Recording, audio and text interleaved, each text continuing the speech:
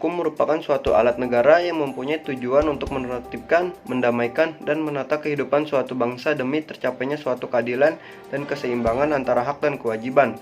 Kelompok kami mengambil studi kasus mengenai masuknya warga negara asing di tengah larangan mudik. Kami membahas ini karena sedang hangat-hangatnya menjadi perbincangan di media massa. Pemerintah membuat larangan mudik bagi warganya, tetapi banyak sekali warga negara asing yang diperbolehkan masuk. Inilah deretan fakta warga negara asing tetap masuk ke Indonesia, sementara sebagian masyarakat Indonesia gelisah tak bisa mudik karena dilarang. Mudik dapat diartikan sebagai pulang kampung, walau secara harfiah sebenarnya berasal dari kata udik atau desa. Sehingga arti mudik dapat diterjemahkan sebagai pulang kampung yang selalu dilakukan masyarakat Indonesia menjelang perayaan Idul Fitri. Umumnya mudik lebaran dilakukan oleh segenap umat beragama Islam yang berada di perantauan atau bertempat tinggal jauh dari kampung halamannya. Seperti dikutip laman cnnindonesia.com, sejak April hingga Mei, sejumlah warga negara asing masuk ke Indonesia, termasuk dari negara yang tengah dilanda gelombang kedua COVID-19, yakni India. Ironisnya, warga asing yang masuk positif COVID-19. Coronavirus merupakan keluarga virus yang menyebabkan penyakit, mulai dari gejala ringan hingga gejala berat.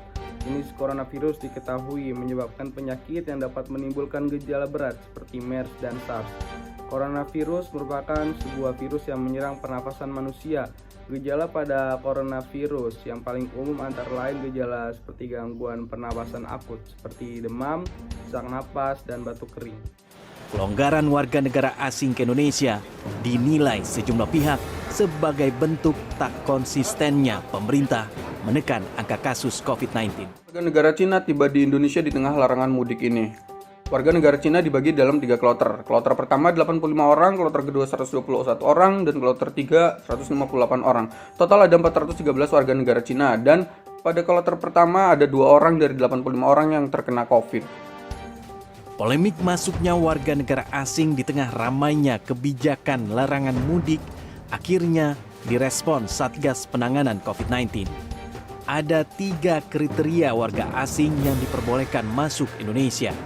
Antara lain, memiliki visa dan izin tinggal terkait dengan kerjasama bilateral untuk kemudahan urusan bisnis, ekonomi, ketenagakerjaan, serta perjalanan dinas dan urusan diplomasi.